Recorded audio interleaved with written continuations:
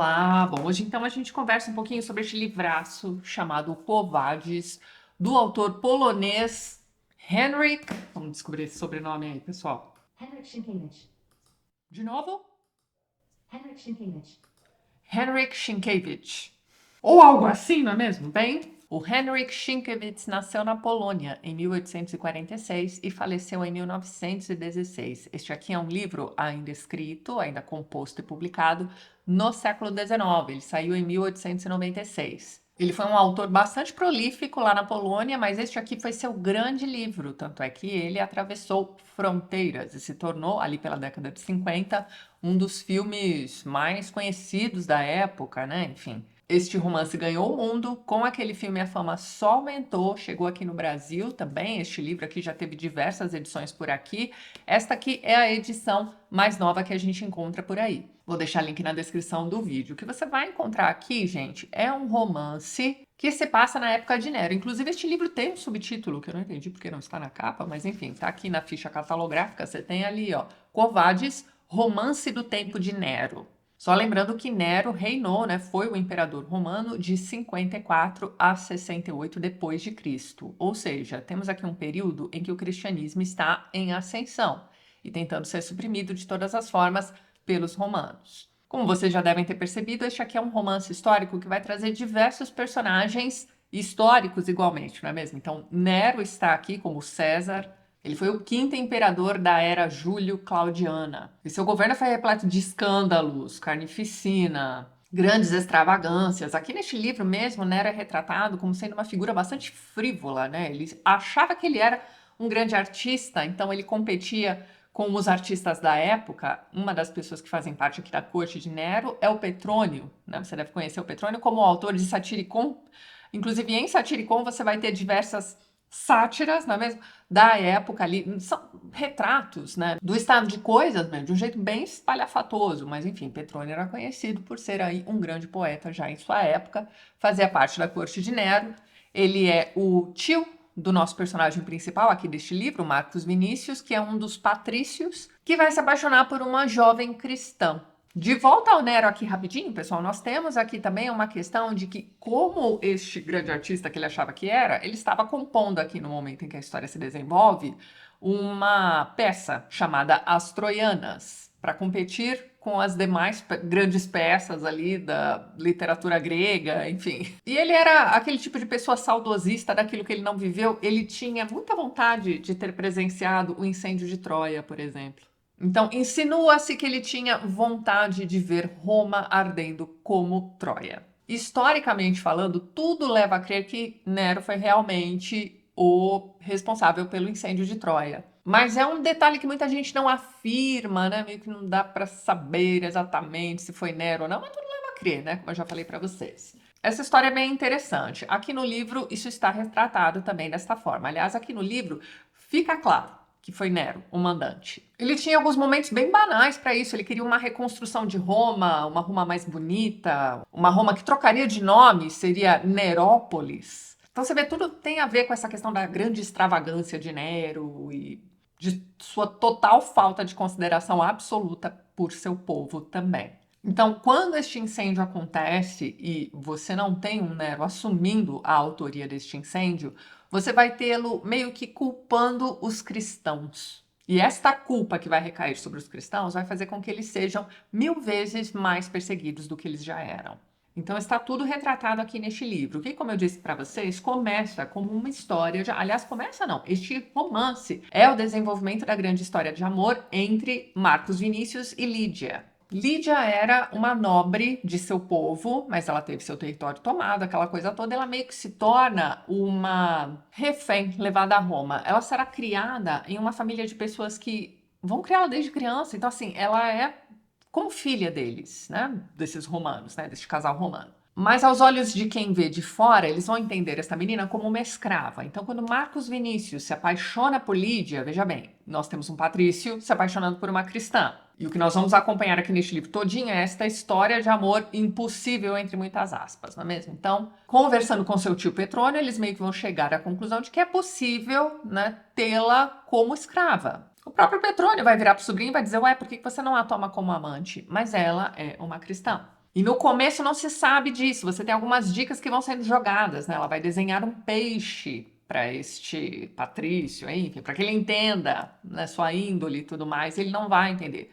Vai chegar um momento que um outro personagem vai descobrir o que significa aquele peixe e vai contar para ele. De forma bem rasteira, tá, pessoal? O peixe é um símbolo do cristianismo, né? Você tem a palavra peixe, que significava ali como é que vamos dizer? Um acrônimo, uma sigla mesmo, né? Que significa que aquelas pessoas são cristãs. Pois muito bem. Petrônio, com toda a boa vontade do mundo, vai pedir ajuda a Nero, né, para solucionar aí esta pequena questão aí de seu sobrinho, só que Nero também vai se interessar por Lídia, porque ela é muito bonita, enfim, nós vamos ter toda uma intriguinha sendo formada a partir da beleza desta moça, que é uma beleza, assim, transcendental, afinal de contas ela é cristã e ela é perfeita, né, então, assim, o desenvolvimento da história de amor deste livro, gente, é bem meloso, é bem água com açúcar. Você tem este Patrício tentando convencê-la a ceder e ela não cedendo, porque ela é firme em seus propósitos. Vocês já entenderam, não é mesmo? Ele vai se exceder, veja bem, e ela vai se esquivando. Então existem momentos em que Lídia simplesmente vai sair de cena, porque perseguições vão acontecer. Ela precisa fugir de Nero, ela precisa fugir dos romanos se ela quiser continuar viva e tranquila. E existe toda uma congregação, enfim, todo um grupo de cristãos num submundo, né? Eles precisam se esconder, eles precisam fazer reuniões em catacumbas e coisas do tipo. Então você tem Pedro, né, o apóstolo, como a figura principal, né, o principal líder deste cristianismo inicial.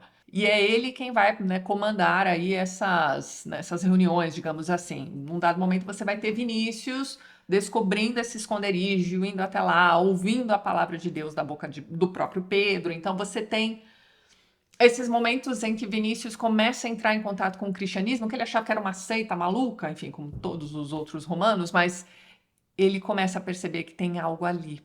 Então, este romance, além de ser o desenvolvimento desta história de amor impossível, já que Lígia, apesar de se esquivar de Vinícius, também se apaixona por ele, né? A recíproca é verdadeira. A questão é que existe um problema aí de dois mundos muito diferentes, né? O mundo dos romanos e o mundo dos cristãos.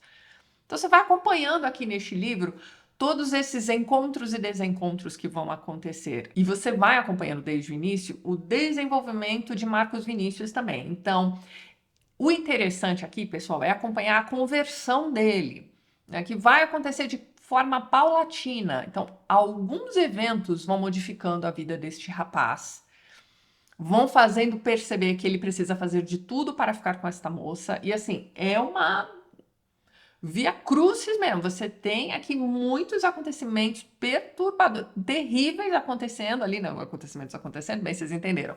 E este rapaz está sempre tentando proteger esta moça ou encontrá-la. Então, assim, você vê que existe um esforço grande para, né, resolver esta história de amor, que é uma história de amor verdadeira.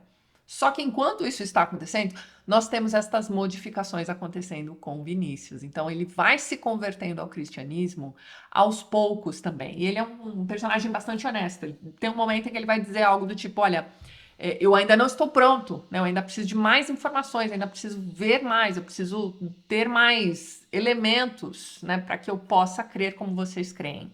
E isso vai acontecendo, como eu disse para vocês, bem aos poucos mesmo. Tinha um livro longo, né? Ele tem cerca de 500 páginas, né, num papel mais encorpado e tal, então parece que ele é até maior do que isso.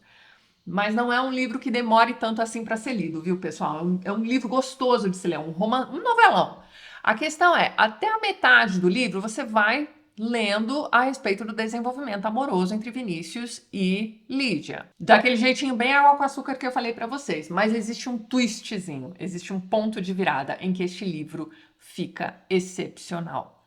O ponto de virada é o início do incêndio. Então, você tem ao longo do livro algumas dicas que o autor vai dando para vocês de que algo vai acontecer. Então, algo está para acontecer. Por mais que você não conheça a história do incêndio de Roma, ou não saiba nada sobre Nero, ou sobre aquele período e tudo mais, bom, você vai sendo levado pela mão. E quando você chega ao momento do incêndio mesmo, você meio que já sabe o que vai acontecer se você já conhece a história. Então você sabe que Nero vai incendiar Roma, ou não, mas esse ou não é bem pequenininho, é bem baixinho mesmo, né? E vai culpar os cristãos. A partir desta culpa dos cristãos, ele volta a lembrá-los de que Nero foi ali um dos imperadores romanos da segunda metade do século I. Então, muitos dos que conheceram Jesus ainda estão vivos. Então, é um cristianismo que está nascendo muito próximo daquilo que eles viram, né? De todo o martírio de Jesus, aquela coisa toda. Então, é um pessoal pronto para fazer o que é necessário para cumprir sua missão. Eles não têm como se defender, né? Você tem Roma, né, correndo atrás deles e os culpando por aquele incêndio que incendiou, pessoal, destruiu 2/3 de Roma. Para pensar. Então, muita gente morreu, muita gente perdeu seus lares e sobreviveram, enfim. E aí, o que acontece? Você tem Nero meio que prometendo pão e circo para aquelas pessoas. E em meio a este pão e circo está lá a vingança contra esses cristãos que causaram aquele incêndio terrível.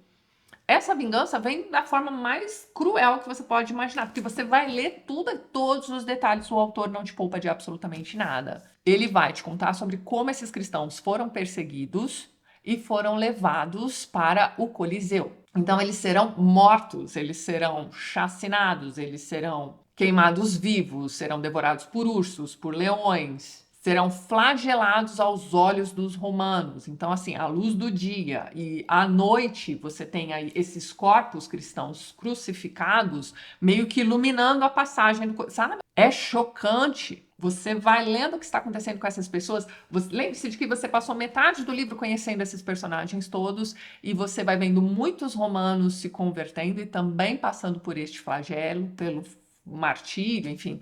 E você vai acompanhando também aqueles personagens cristãos sendo perseguidos, desde o início do livro, né, sendo perseguidos e sendo mortos ali naquela arena também. Então, são cenas bastante chocantes.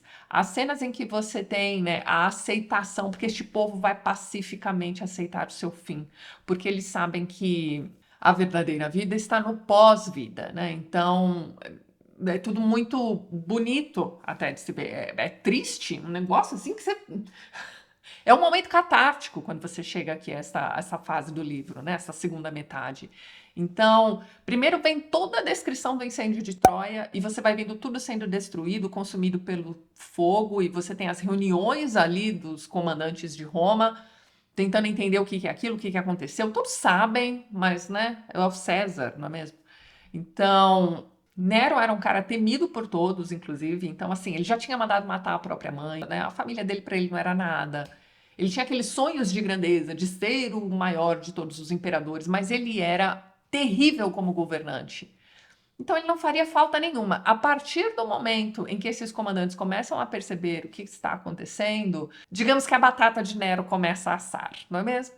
Então, apesar de você ter toda aquela questão do flagelo dos cristãos, que é uma coisa que todos os romanos concordavam que teria de ser feita mesmo, né? Eles precisavam purgar, né, o mundo desta nova seita, não é mesmo? Você tem também essa coisa de, olha, os dias de Nero devem estar contados. Então você vai lendo sobre tudo isso aqui ao longo deste livro todinho.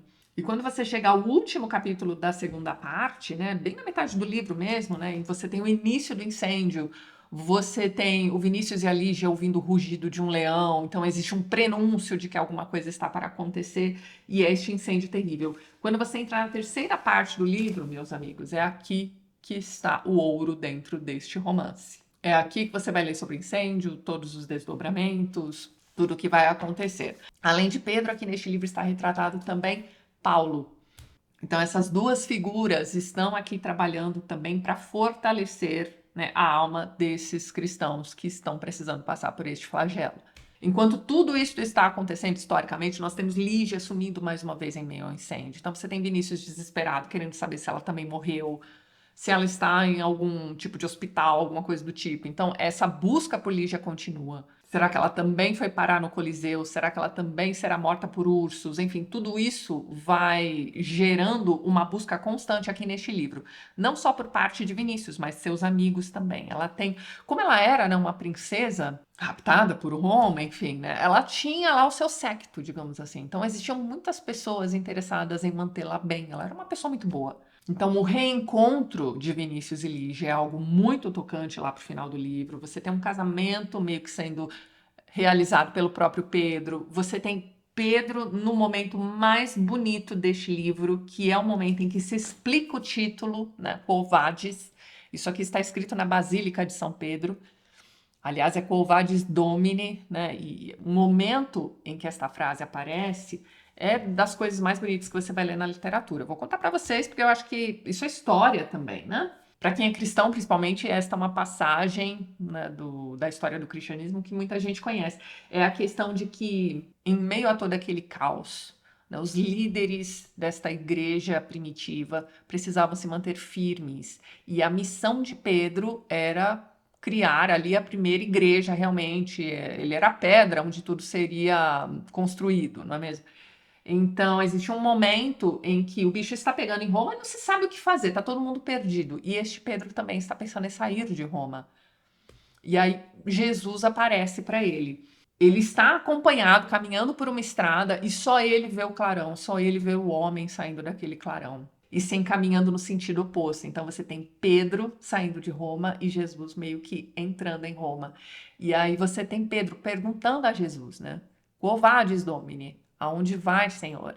E aí ele responde que ele está indo para Roma, já que Pedro não cumpriu a missão dele, ele está indo para Roma para ser crucificado pela segunda vez.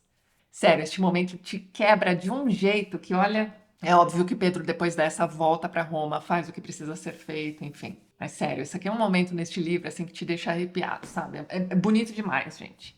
Então, este é um livro sobre este momento em que existe essa grande mudança religiosa no mundo, né? Então, essas pessoas, né, que foram martirizadas, elas mostram que a fé delas é muito maior, né, do que a fé dos romanos, por exemplo, né? Eles não tinham deuses a quem eles temiam, né, a quem eles adoravam dessa forma, né? A quem eles seguiam da forma que os cristãos seguiam. Então, aquilo tudo que está acontecendo no Coliseu, né, vai fazer com que muitas pessoas prestem atenção e pensem: mas por que essa tranquilidade toda? O que está acontecendo com essas pessoas na hora da morte? Por que elas estão aceitando isso tranquilamente?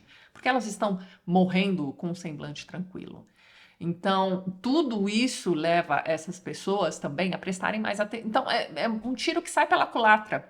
Ao invés daquelas pessoas ficarem realmente felizes com aquilo que elas estão vendo, elas começam a ficar preocupadas, porque elas querem, né, ter aquela tranquilidade que aquelas pessoas também têm. E o passo a passo da conversão de Vinícius aqui neste livro é uma coisa muito bonita de se acompanhar, porque ela é descrita aqui de uma forma muito verdadeira. Então você tem este rapaz que era um patrício romano, sendo levado por meio do amor que ele vai sentir por uma cristã a prestar atenção em tudo isso, a aprender o máximo que ele pode. Ele vai frequentar ali aquelas reuniões das catacumbas, ele vai aprender, ele vai tirar suas dúvidas e ele vai se desenvolver sozinho, né? Então, assim, os seus amigos romanos, né, que vão ficando pelo caminho, né, eles não estão tão preocupados com esta conversão quanto o próprio Vinícius. Então, é uma coisa interna que vai acontecendo. É bem interessante de se acompanhar, gente. Petrônio talvez seja o personagem mais interessante aqui deste livro, né? Aqui, o escritor do Satiricon, como eu falei para vocês. Então, ele é aquela figura que ele é quase o alívio, mas ele não chega a ser cômico. Ele é aquela figura agradável de se ler a respeito. Quando ele aparece no livro, existe um alívio no sentido de que você tem alguém ali que não compreende o cristianismo da mesma forma que Vinícius está começando a compreender, mas ele, né, ajuda da forma que ele pode. Então, quando existe ali o início do incêndio e as pessoas estão começando a ficar desabrigadas e perderam familiares e tudo mais, quem vai primeiro tentar dar aquela amenizada é o próprio Petrônio. No livro, ele está sendo ordenado pelo Nero para apaziguar o pessoal, mas a gente sabe que existe um algo mais ali, uma missão um pouquinho maior para esse Petrônio naquele momento. O fim de Petrônio aqui neste livro, e aí já não sei se isso aconteceu com a figura histórica realmente, mas enfim, o fim dele lembra muito o fim de Sêneca. Então ele vai ser, obviamente, acusado de traição, já que ele fazia parte ali do séquito de Nero, e ele vai ser condenado à morte, e ele opta por morrer por suicídio. Nem todo mundo, né, ao redor de Nero eram bons conselheiros, aquela coisa toda. Existe um personagem aqui neste livro também chamado Tigelino, que é um cara cruel, sanguinário também. Talvez até um pouco pior do que Nero, porque ele percebe que Nero precisa daquela massagem no ego o tempo todo para fazer ali as suas maldades, né, digamos assim. Esse Tigelino está sempre ali aconselhando. Quem vai meio que arquitetar este incêndio é o próprio Tigelino. A ideia do cristão como bode expiatório por este incêndio também virá do Tigelino. Então, assim, é óbvio que isso não tira em nada a culpa de Nero, mas ele também está sendo aconselhado por outras figuras tão tenebrosas quanto ele.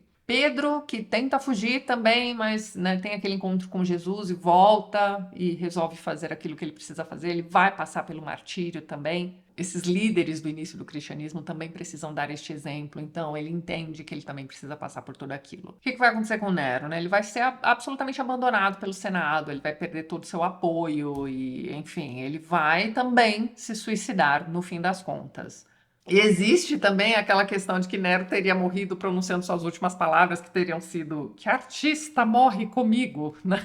Ele realmente se achava um artista completo, né? Enquanto o Roma arde, tá ele ali tocando instrumentos musicais, pedindo música. Gente, é um negócio terrível. E realmente é bem impressionante a forma como o autor retrata aqui pra gente os desdobramentos do incêndio, né? A questão é que, né, como eu já falei para vocês, historicamente não tem como bater o martelo e dizer foi realmente Nero.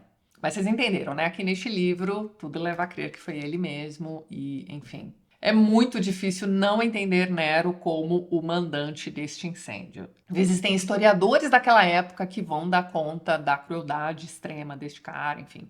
Principalmente quando você lê sobre toda a carnificina que acontecia no Coliseu e no Circo Máximo, né? Então, como defender Nero, né? No fim das contas, este aqui é um livro sobre a fé cristã se opondo à decadência romana, né? Tudo o que você vê aqui ao redor de Nero neste romance te remete a esta sensação de decadência da Roma antiga mesmo. Depois de Nero viriam ainda mais alguns bons imperadores, como por exemplo Marco Aurélio, lá no século II. Então, a perseguição aos cristãos não vai parar com Nero, mas ela vai dar uma boa amenizada e vai fugir do controle, né? A proliferação do cristianismo foge do controle dos romanos. O autor deste livro foi laureado com o Prêmio Nobel de Literatura no ano de 1905, né? Ele falece apenas em 1916. E o livro que é mencionado durante sua premiação é, obviamente, o Quo Vadis, mas como eu disse para vocês, ele era um autor polonês bastante prolífico. Este livro aqui vai ser lembrado porque, em 1905, o que está sendo valorizado pelo pessoal do Prêmio Nobel de Literatura é a questão do retrato das lutas humanas e espirituais. É aquele fortalecimento da crença a partir de algo que você está lendo. Talvez você não tenha tantas informações fora deste livro a respeito do incêndio e do flagelo dos cristãos. Então, este livro contribui para te mostrar, olha só de onde nós viemos. Olha o que aconteceu com aquelas primeiras gerações, né? Olha a perseguição que esse pessoal sofreu. Como é que você fortifica suas questões morais em meio a uma opressão extrema como a que estava acontecendo aqui? Como é que a espiritualidade pode se sobrepor ao desespero total de ver os seus iguais sendo usados como tochas humanas? O alimento para ursos e leões. Bem, o que você tem aqui, né, além dessa questão dos animais selvagens, destruindo carnes vivas ainda, né, você tem aqui também a questão de que alguns desses romanos estão passando por momentos de conversão e alguns deles serão convertidos exatamente na hora do martírio. É um livro bem impressionante. Então, aquele romance Água com Açúcar que você vai levando assim, nossa, é isso, este livro, né? Até a metade, de repente dá uma guinada e vira um monstro de livro, gente. Então, se você está começando a leitura deste livro, já recebi algumas mensagens de vocês dizendo, não tô aguentando. Bom, enfim, se você não gosta tanto desses novelões, né, desses romances que trazem esses novelões românticos e tudo mais, fique tranquilo, porque a partir da terceira parte deste livro, que é exatamente a metade, este livro se torna tão absurdo que vai te fazer pensar, poxa, valeu a pena eu passar por toda a melosidade aqui da primeira metade. Você vai passar por várias intriguinhas aqui, gente. Não tem jeito, né? Desde a inveja das moças mais velhas ali, das esposas dos patrícios, da garota bonita e cristã que está sendo, né, disputada por romanos e procurada pelo Marcos Vinícius, que aparentemente era um galanzão da época. Você tem até a esposa do Nero, né, interessada neste rapaz. Então, assim, todas essas intriguinhas que você vê no cinema, né? Você vai assistir, sei lá, Os 10 Mandamentos. Tá lá uma história de amor bem chatona mesmo sendo desenvolvida ali com Moisés ali. Então, você vai vendo que meio que não tem como escapar. Então, é muito compreensível que este livro tenha se tornado um blockbuster do cinema também.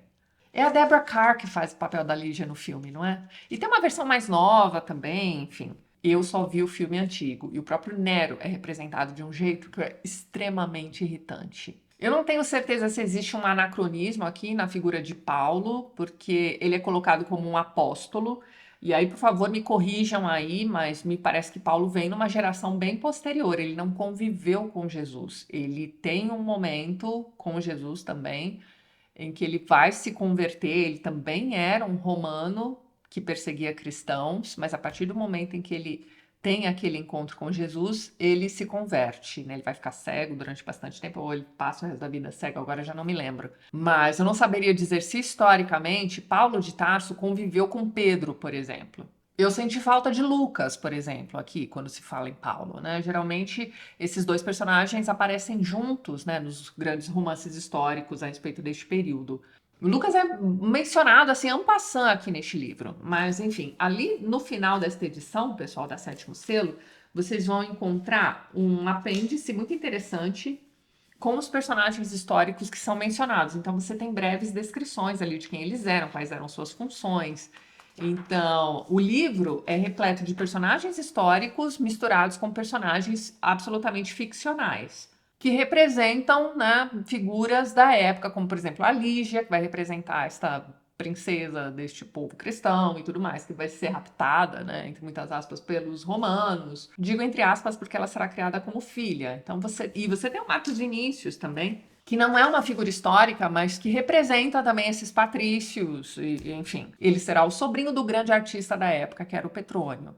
Na descrição de Petrônio você tem ali, ó, ele viveu de 27 a 65 depois de Cristo, e ele era um escritor e satirista romano, autor de Satyricon, que, segundo Tácito, foi admitido entre os poucos íntimos de Nero e tornou-se na corte o árbitro do bom gosto. Então ele representa aquela cultura helenística ainda, né, em voga. As opiniões de Petrônio eram muito levadas em consideração por Nero, principalmente no que tangia essa questão aí das extravagâncias, né? Então, enquanto o povo passava fome lá fora, você tinha Nero, né, comprando tapeçarias e instrumentos musicais belíssimos e tendo moças maravilhosas ao redor, esse tipo de coisa. Os demais personagens históricos que são mencionados no livro estão aqui no glossário para vocês também. Este livro é repleto de imagens também. Vou mostrar aqui para vocês. O momento do Vadisco aqui, que é muito bonito. Não sei se vai dar para vocês enxergarem. A imagem é em preto e branco. Então você tem Jesus aparecendo ali na luminosidade. Você tem Pedro caído, né, prostrado. Na verdade, ele está caído, quase desmaiado mesmo. Talvez pelo peso da culpa, né, por ele ter sido, né, fraco a ponto de tentar sair de Roma e agora ele precisa voltar a enfrentar o que ele precisa enfrentar. Mas já falei para vocês, já que é o momento mais bonito deste livro, este momento de quebra as pernas. O livro se encerra ali mostrando pra gente o fim do Nero também, caído ali depois de ter se suicidado, e você tem uma frase interessante aqui do autor também. Ele vai dizer isso aqui, ó.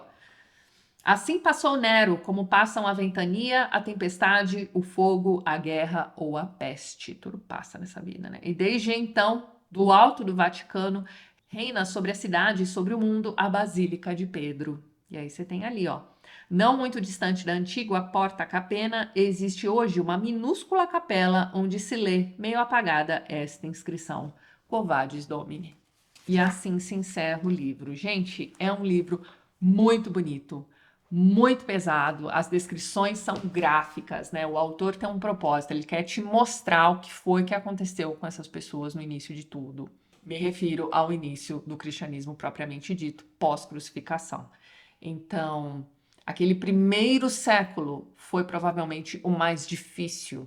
Não que as coisas tenham ficado fáceis depois, mas tudo aquilo que aconteceu durante o incêndio e depois do incêndio foi mostrando o que era possível fazer em termos de fé, em termos de necessidade de continuar apesar de. E tudo aquilo aconteceu por motivos absolutamente banais. Você tinha um imperador querendo reconstruir Roma. Ele queria glória artística, porque ele queria ser elogiado por sua Nerópolis, que seria uma coisa grandiosa na cabeça dele, além dessas questões artísticas, né? Como eu disse para vocês, ele se achava o maior artista de todos os tempos. Seu total desprezo pelo povo. Então é importante que a gente se lembre de que, em meio ao incêndio de Roma, não morreram apenas os cristãos. Aliás, os cristãos levaram a culpa, mas o povo romano, propriamente dito, pereceu, né? 2/3 da cidade foi dizimado.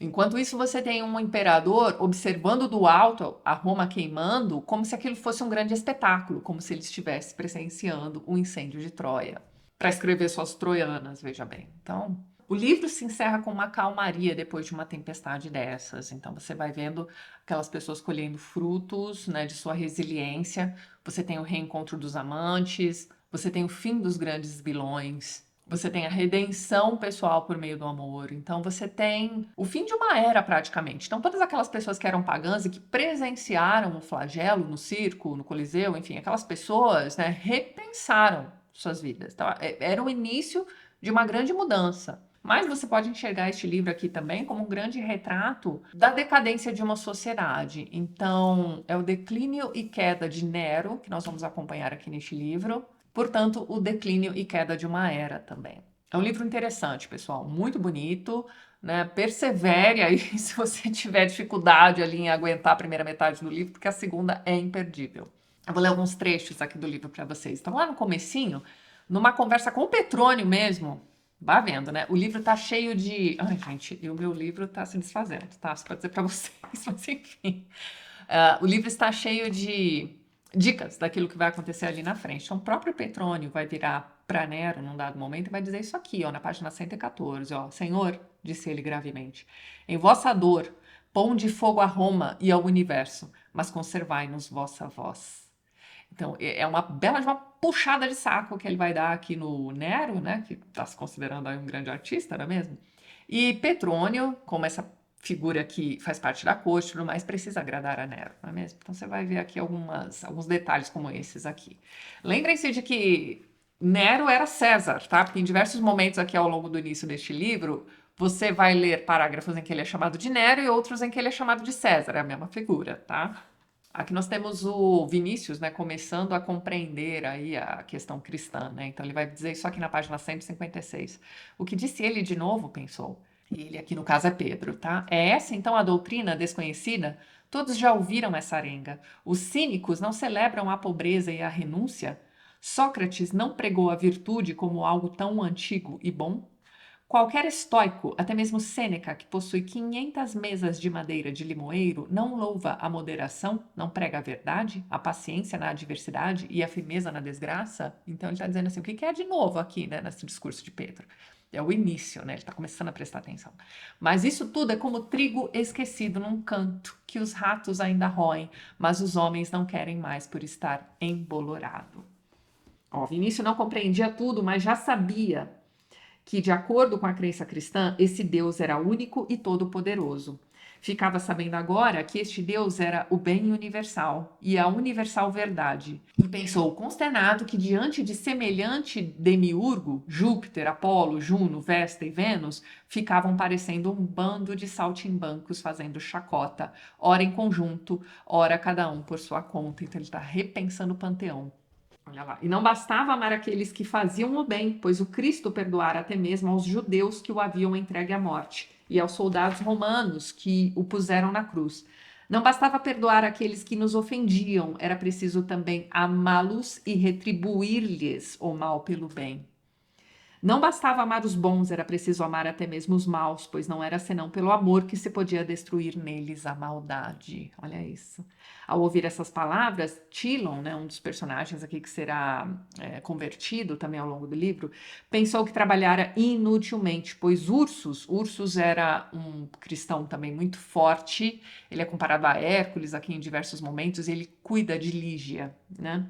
Pois Ursus jamais se decidiria a matar Glauco. Glauco era um médico que também vai passar por um momento de redenção aqui. Nem naquela noite, nem nunca. Mas uma segunda conclusão tirada do ensinamento do ancião, Pedro, né, reconfortou-o imediatamente. É que, por sua vez, Glauco também não iria matá-lo. A ele, Tilon, mesmo que viesse a reconhecê-lo. Então, é preciso amar seus inimigos, né? Então, ele sabia que ele não seria morto por um cristão. Bem, este é Nero já se aproximando aqui da metade do livro, que é quando acontece o incêndio. Veja bem, ó. Estou corroído pelo aborrecimento. A vontade da deusa fez-me ficar em Roma, que não suporto. Irei para Antium, sufoco nesses bairros apertados, entre essas casas que caem em ruínas e essas ruelas imundas. Olha porque ele queria destruir Roma, né? Um ar pestilento chega até aqui nos meus jardins. Ah, se um terremoto destruísse Roma, se a cólera de algum deus a arrasasse, eu lhes mostraria então como se deve construir uma cidade, centro do mundo e minha capital. Então você vai vendo.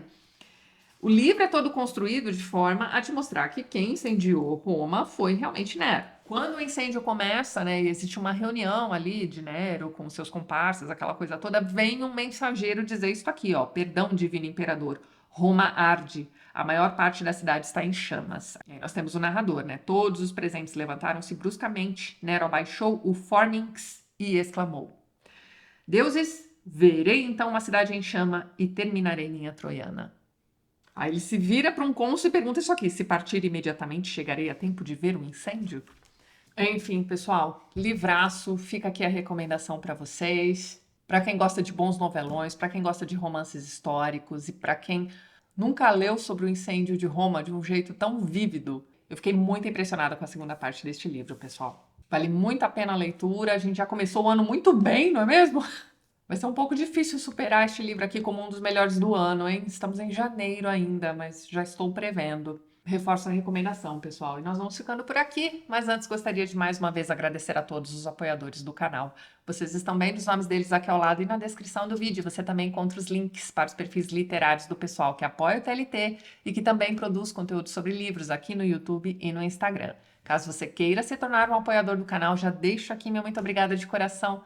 Dê uma olhadinha no primeiro link que eu vou deixar na descrição deste vídeo. E é isso então. A gente se vê nos próximos vídeos do canal. Um beijo grande e até mais.